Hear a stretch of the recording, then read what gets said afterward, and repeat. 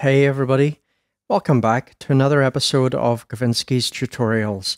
Today I'm looking at Slammer, the new percussive instrument from Klevgrand.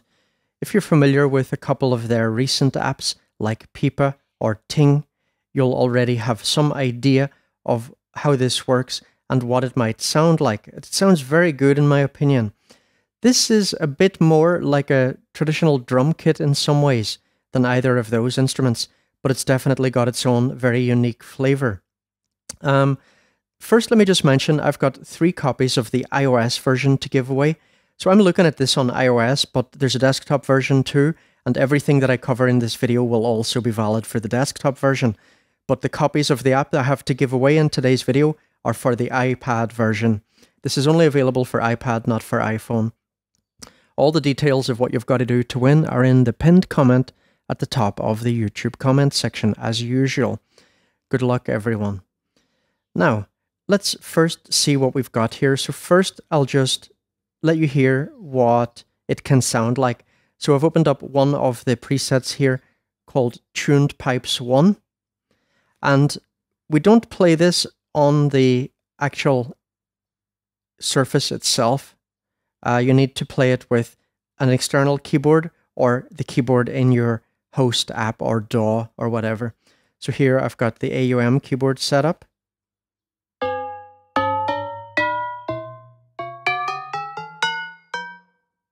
Right, so that's one example of what it can sound like. The default preset is like this.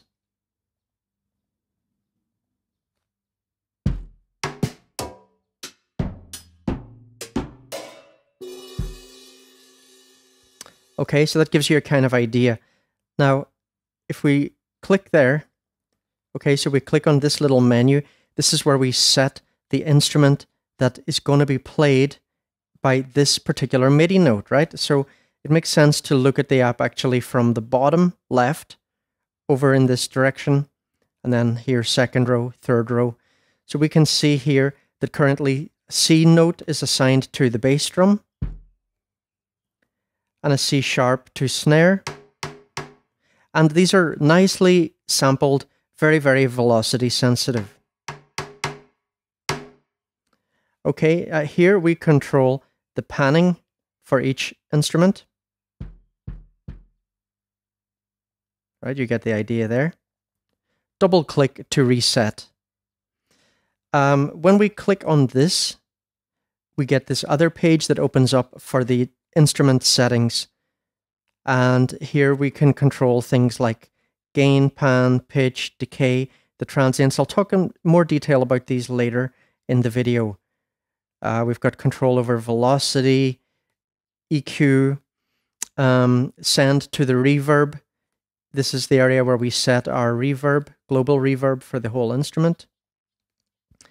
Here we have our dirt settings. This is the send knob for the dirt, so that's basically distortion.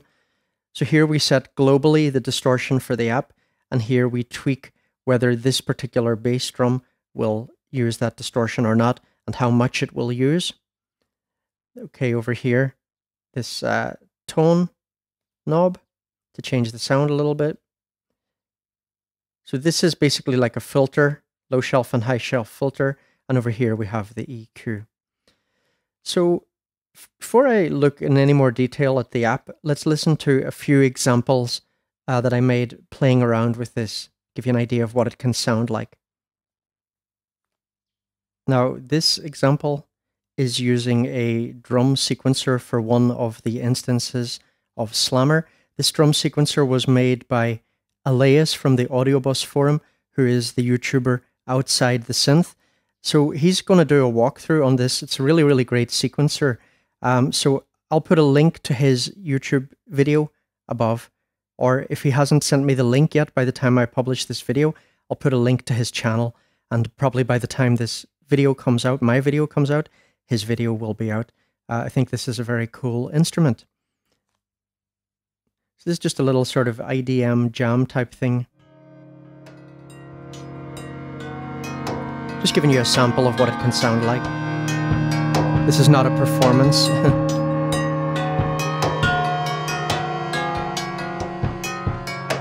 In this drum sequencer, you can go in and do things like change different channels' behavior.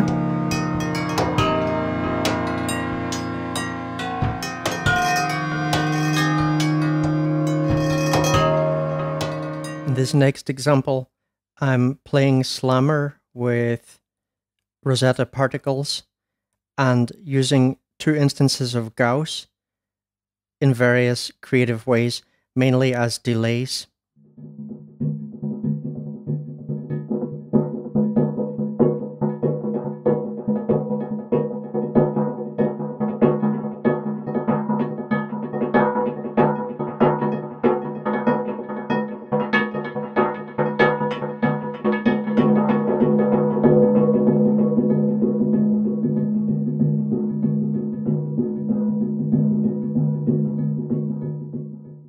And the last musical example I'm going to give before getting stuck in is using Slammer as the source audio for an abstract ambient soundscape processed with Beat Cutter.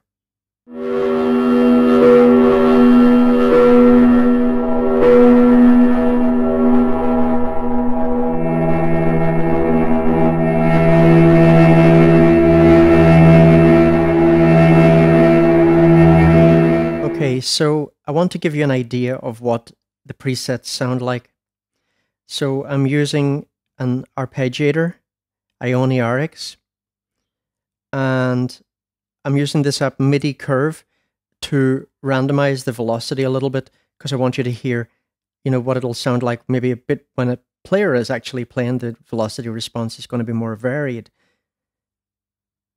So let's go through some of these presets. So we'll start with the default. I'll just go through these quickly.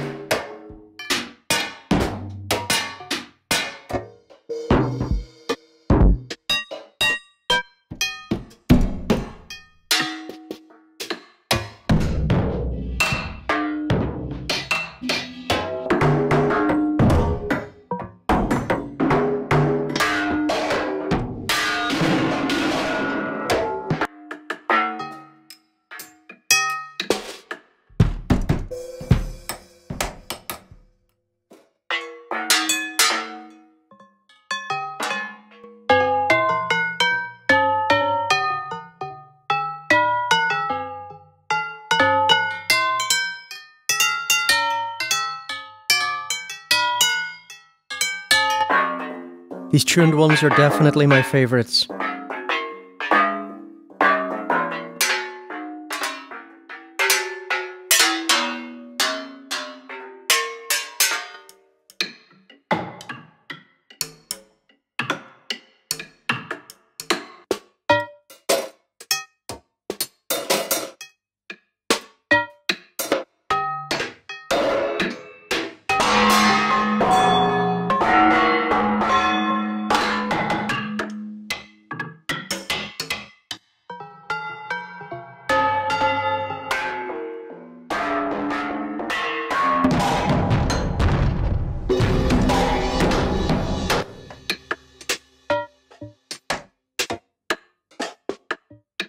Okay, so you get the idea.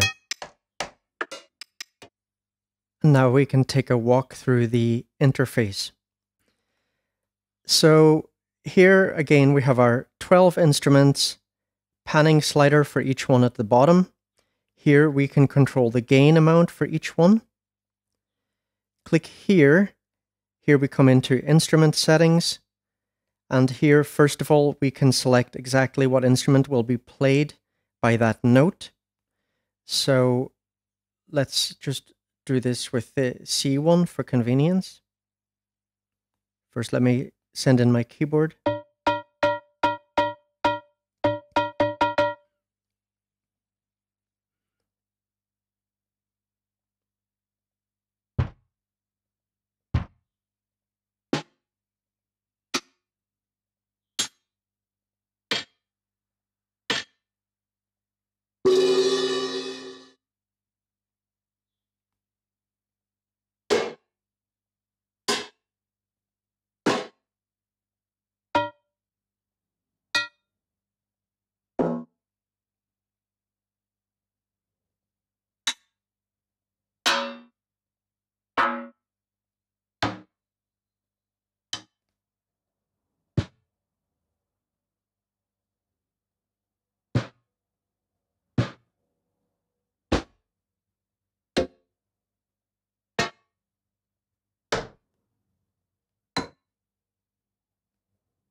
I would like if it had arrows here that you could scroll through these.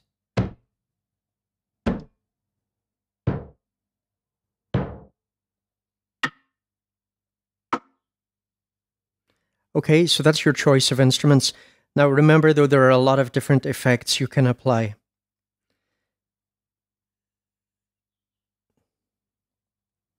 So here we have gain setting.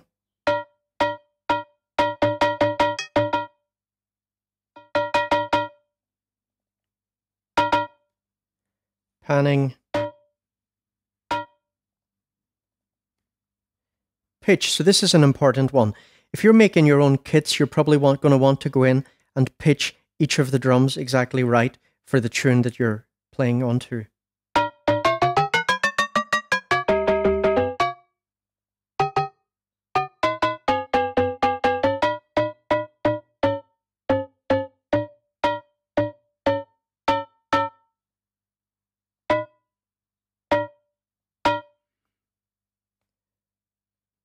Okay, now decay.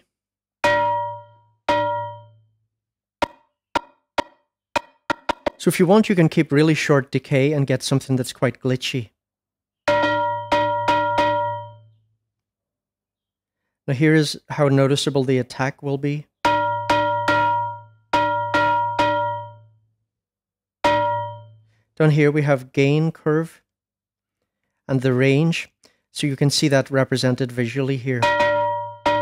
So here we've got quite a lot of difference in the gain between notes with low velocity and high velocity. But if we want, we can reduce that. So here everything will sound low velocity when I play with my AUM keys. Normally with the AUM keys, low velocity is up at the top, high velocity is at the bottom. But when it's like this, there's basically no difference.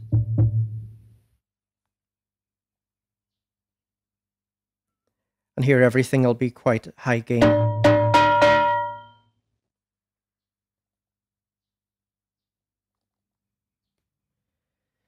Then here we have our filters. So going to be useful if you want to take out too much low end, for example.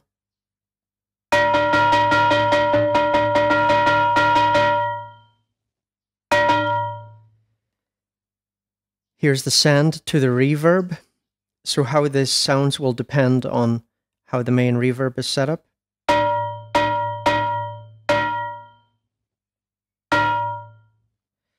And here's the send for the distortion.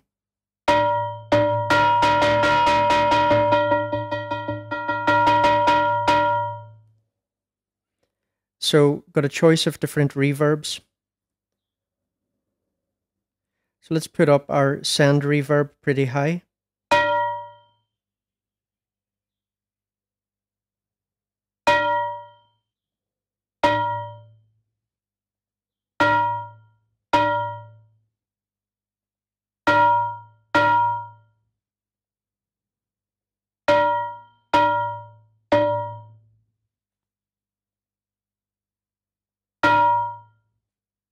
Let's try with more decay.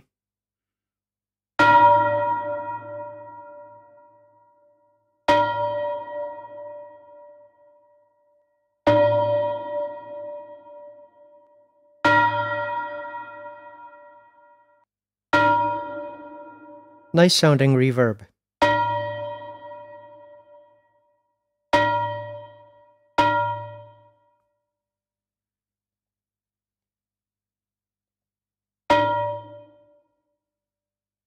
So we have compression and distortion.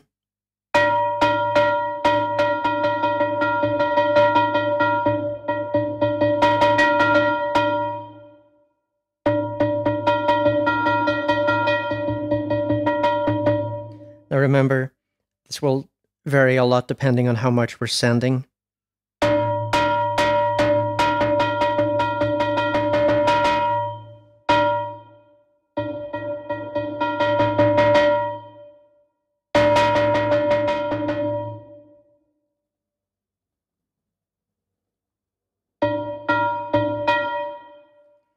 Here we control the bass, mid, and treble tone. But let's try this on a bass drum, for example.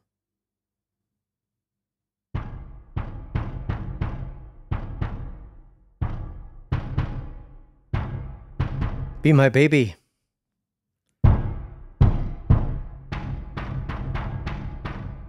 So, remember that how much effect this has will depend a lot on the instrument that you're playing.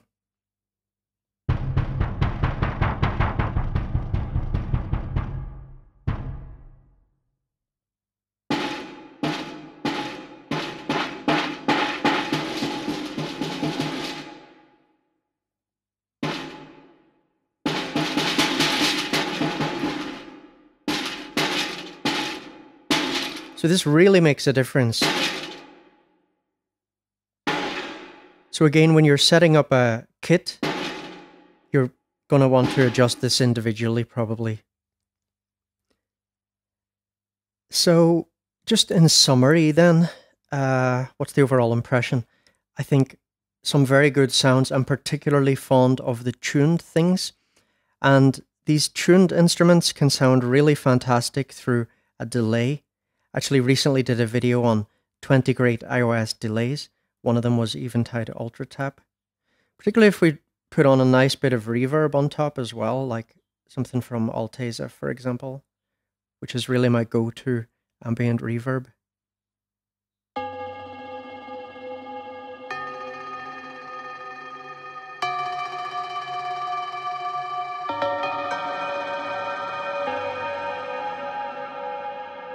So then you're getting something almost synth-like. Now, one thing is this doesn't have multi-out. And multi-out is useful because you may want to, for example, put a delay on one of your drums, but not on all of them, right? But I did ask Johan from Klevgrand, people have been asking for multi-out. Why is this not multi-out?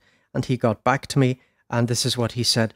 Ting, Skaka, and Slammer are very dependent on the internal effects, and it wouldn't be possible to add those effects on separate outputs because of the CPU drain it would cause. We've discussed multi-outs with effects on a separate channel, but are still not sure how we'd design and structure it without complicating things too much for the user.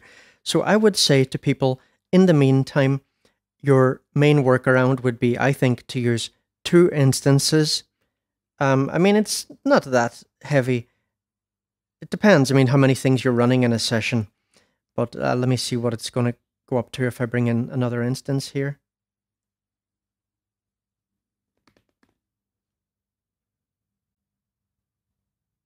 Well, there's not really any difference, probably.